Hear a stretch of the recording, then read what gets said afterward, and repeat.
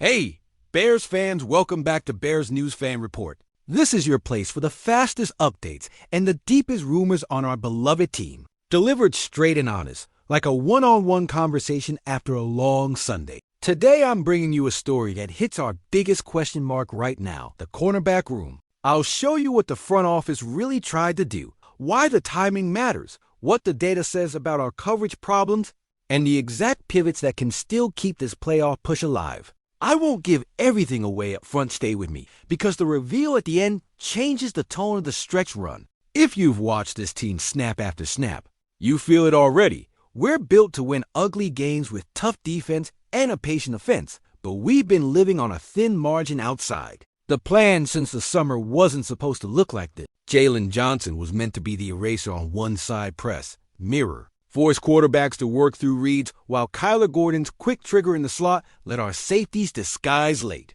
Instead, injuries ripped out the middle of the structure, and we've been asking Tyreek Stevenson and Nashin Wright to carry roles they weren't signed to carry long term.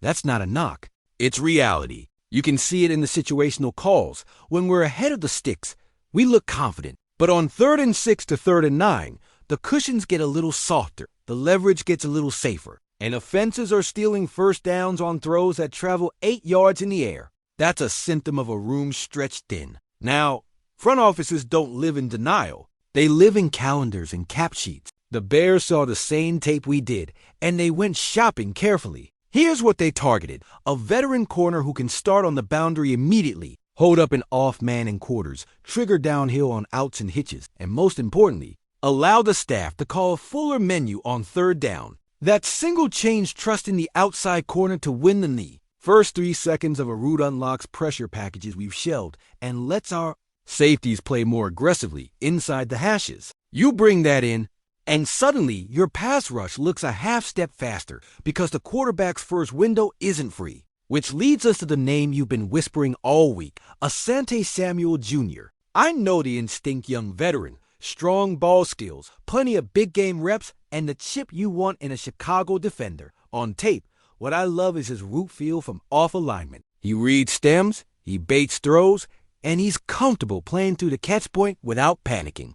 Pair that with a healthy Jalen later in the year and Gordon back in the slot, and you're cooking with a rotation that lets Stevenson play to his strengths as a physical CB3. That was the vision. In practical terms, it would have let us bring back some trap cover 2 looks on early downs and rotate late to quarters on passing downs without tipping the shell. It also would have allowed more 5-man simulated pressure send heat without sacrificing post integrity, because you trust your corners to handle quick game. But the risk profile mattered. After any player misses time, teams don't pay for yesterday's name. They pay for tomorrow's availability. The Bears knew that. That's why the conversations around a short-term, prove-it path made sense. Slot him in. Fight through the ramp-up period. Buy time for Johnson and Gordon to get right, and absorb the growing pains now instead of in December. It's not sexy, but it's smart. And it set up a clean domino effect. With one external corner added, you could redistribute snaps, tighten landmarks in zone, and coach from the front again instead of the back end. Let's talk brass tacks and what it means on the field. When you don't trust your outside leverage, you cheat your safeties wider or shallower. That kills your ability to rob crossers or bait throws between the numbers. It also forces your linebackers to carry verticals a tick longer, which widens run lanes in nickel because they're slow to fit. Everything unspools from the same uncertainty at cornerback. The Samuel pursuit was about snipping that thread. If he lands, you restore the sequencing of the defense, set an edge, squeeze the crosser, close the hook curl window, rally, tackle, punt. That's the formula. So here's what I'm going to lay out next. First, the state of our room and the realistic return windows. Second, how the scheme could shift with one veteran addition. Third, the contingency board if the top target goes elsewhere. And finally, the verdict, what it means for this playoff chase. If you want to be ahead of the news cycle on our secondary, you're in the right video. On returns, internal optimism around Gordon has flickered all week. The timetable isn't the same as clearance. With Johnson, it's day-to-day optimism wrapped in week-to-week reality. The staff has to plan like they won't have either guy at full speed for at least the next stretch. That doesn't mean panic. It means staging. You stage calls for who you actually have, then you layer complexity back in as guys return. Until then, you protect your corners with disguise and squeeze the middle with bodies more robber. More cone brackets on True WR1 South, more forced to check down football. And yes, it can work if you tackle well and win first down. If Samuel had walked through the door, here's the change you would have felt immediately. Less fear of the quick out and the speed cut. That's been the thief of our third downs. With a veteran who can drive those throws, you start calling more middle field open on third and medium. You bait that outside throw and you get off the field. Plus, his ball production would have fit the identity the staff keeps preaching: tip it, steal it, flip the game script. That's why this chase felt like the right swing.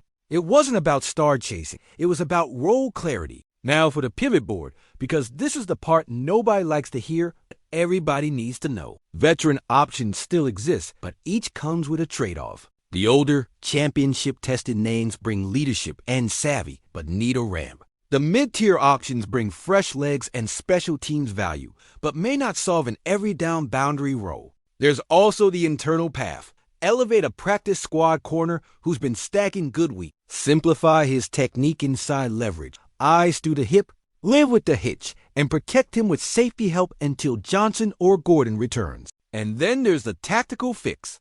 Call more 3 cloud to the X.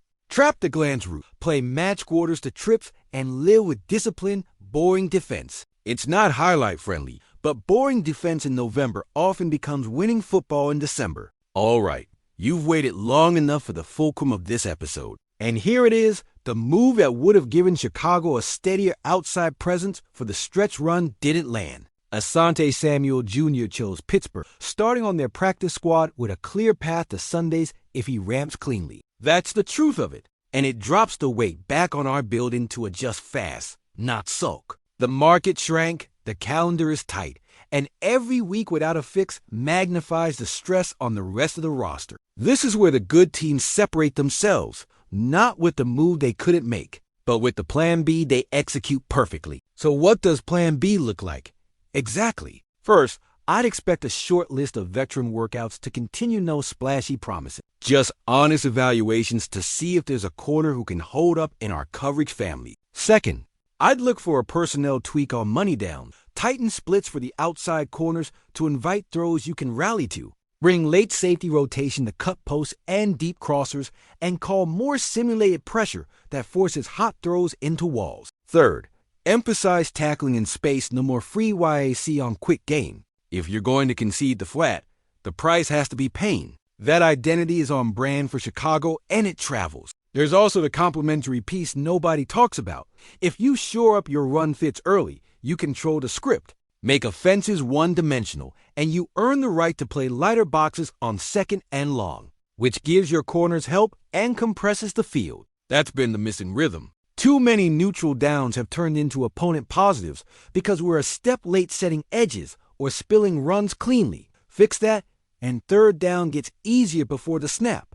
I'll say this clearly. Missing on Samuel isn't the end of anything. It's a missed opportunity, yes, but it's not a white flag. If Johnson returns late and Gordon is back on schedule, our best version of the secondary is still in front of us. The job now is to survive the in-between. Keep the ball in front, force kicks, and let our offense play with field position. Ugly wins count exactly the same in the standings, and momentum has a way of covering scars you're healing underneath the pads. Before I close, I want your read. Would you have pushed harder for a veteran splash right now? Or do you trust a disciplined, scheme-first pivot while we wait on reinforcements? Drop your thoughts below, names you like, roles you change, even coverage combos you want to see against the next 2 opponents. I'm here every day in the comments, and your ideas shape the next show. My final take is straightforward. The front office swung at the right pitch, a savvy boundary corner with ball skills to stabilize third down. The player chose a different path, so now it's about execution, stack clean game plans, coach the details at the line of scrimmage, and keep the middle of the field protected until your starters return. If we do that, this season stays on track. If we don't, the yardage that leaks on the perimeter will turn close games into heartbreak. I'm betting on this staff to get it right. If you're riding with me, tap subscribe, hit the like, and turn on notifications so you never miss our rapid updates and deep dive breakdown. This is Bears News Fan Report. I'll be back with the next roster move and how it fits the moment it happens.